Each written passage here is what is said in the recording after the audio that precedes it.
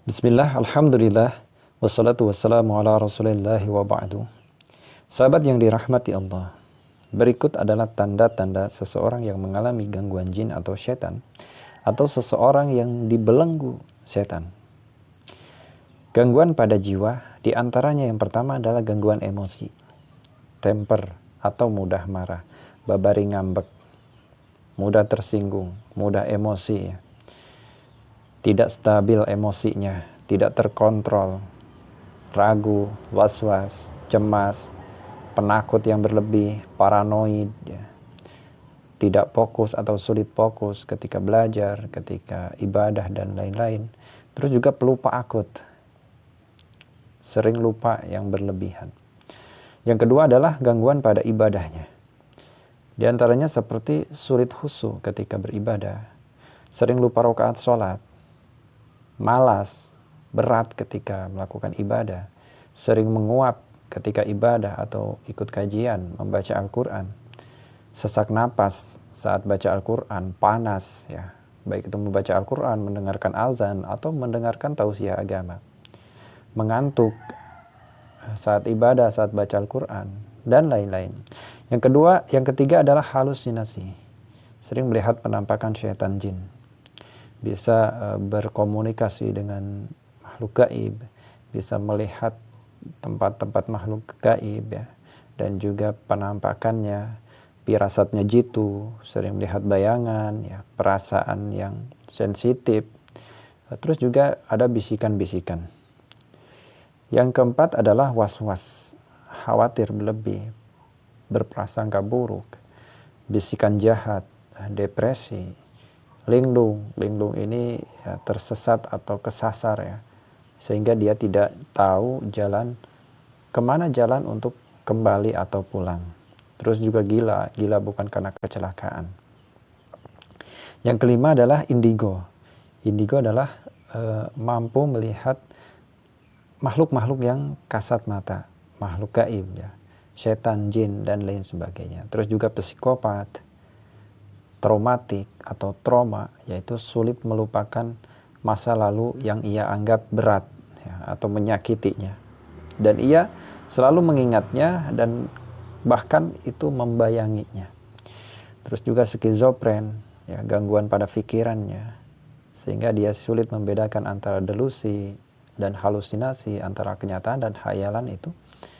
Bahkan terkadang banyak orang yang membisikannya, yang mengarahkannya agar ke sini, agar seperti ini. Ya, bahkan puncaknya bisa jadi mendorong dia supaya bunuh diri. Terus juga LGBT, ya, yaitu lesbi, gay, biseksual, dan transgender, yaitu penyimpangan sifat atau penyimpangan seksual. Misalkan seorang laki-laki dia ingin menjadi seorang wanita, atau seorang wanita merubah dirinya menjadi seorang laki-laki, atau seorang wanita suka pada wanita, atau seorang laki-laki, ya, suka sama lelaki atau homo, ya. Kalau wanita dengan wanita adalah lesbi, atau kedua-duanya suka wanita pun dan suka pada laki-laki, atau laki-laki suka sama laki-laki dan juga suka sama wanita. Terus juga masalah psikisnya, mentalnya yang terganggu, ya, yang lemah, dan lain-lain. Terus yang keenam adalah jomblo menahun. Jomblo menahun ini adalah seseorang yang sudah layak untuk menikah, fasilitas sudah terpenuhi, tetapi dia enggan untuk menikah, tidak ada hasrat untuk menikah, atau sering gagal ketika akan menikah tanpa alasan yang wajar, tanpa alasan yang masuk akal. Selanjutnya adalah galau akut, galau yang berlebihan, sering galau, mudah galau. Selanjutnya adalah cerai, mudah cerai, cerai yang tanpa alasan syar'i, dan hal yang tidak wajar.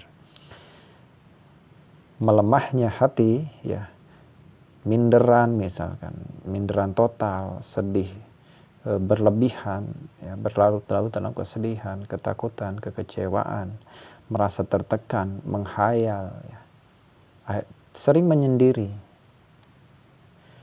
sehingga dia jarang berkomunikasi dengan keluarganya, dengan lingkungan sekitar, atau lebih memilih mengurung dirinya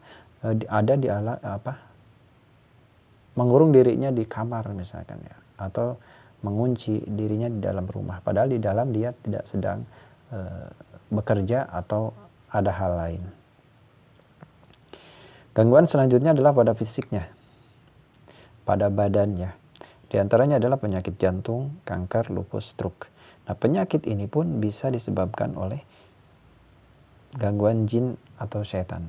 Tidak semuanya penyakit ini medis ya. Ada juga penyakit yang bagian ini dampak daripada gangguan setan.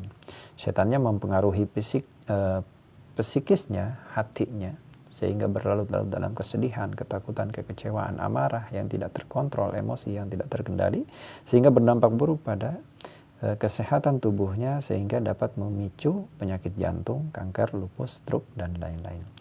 Asma, paru, ya, asam lambung, atau GERD, insomnia, diabetes, bel palsi, tremor, gangguan syaraf, ya, kanker, dan lain-lain. Yang kedua adalah sakit menahun dan tidak terdeteksi secara medis.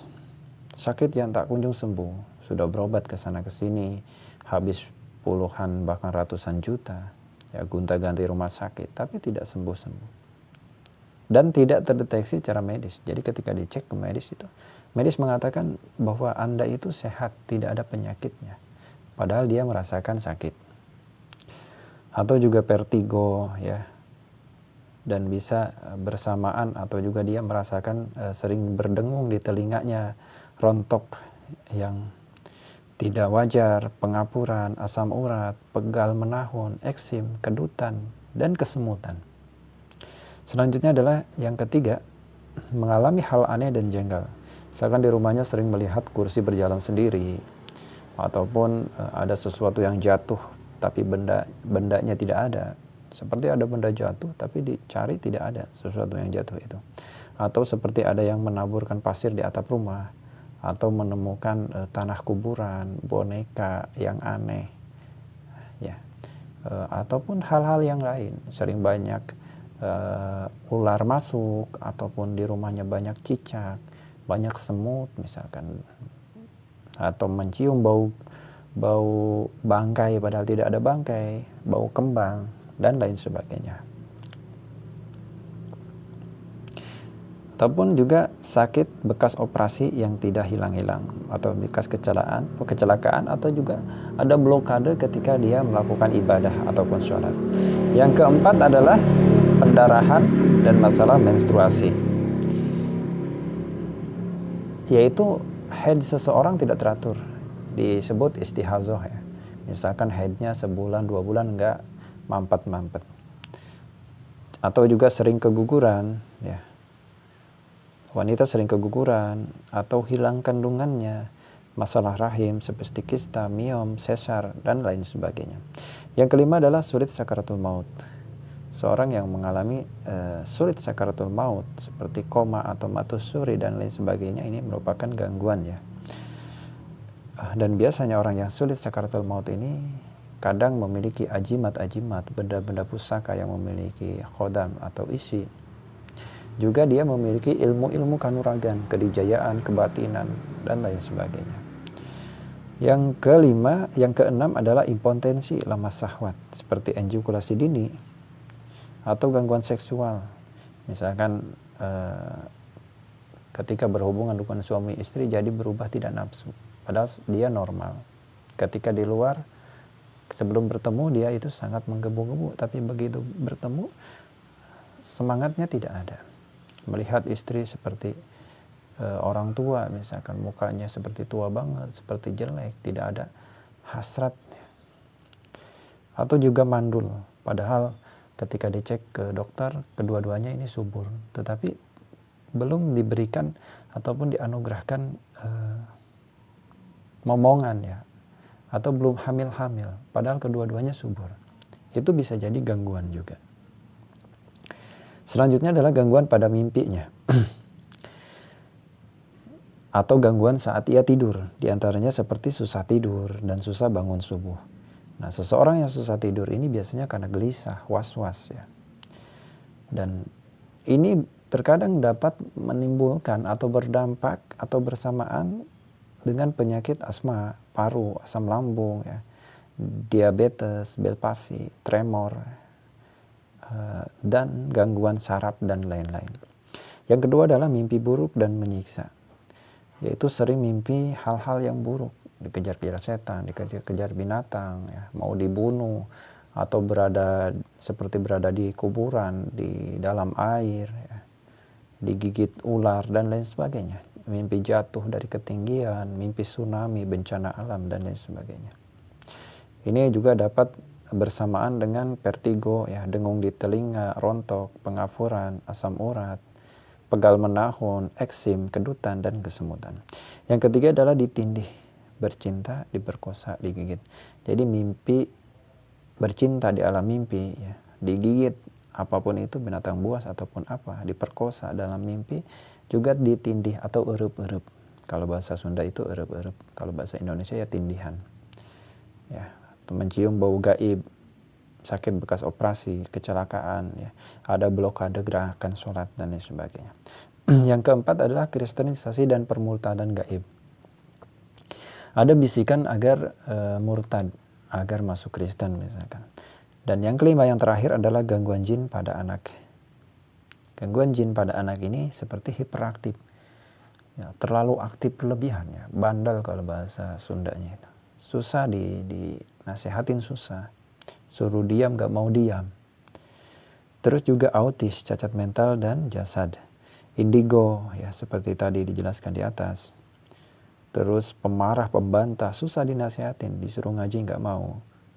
Ya, dia selalu membantah, tidak mau sholat, sulit belajar Quran, nangis di waktu tertentu. Ketika suruh belajar ngaji itu sulit, tapi nyanyi dia hobi. Atau juga gamers yang berlebihan, ya, main game yang berlebihan,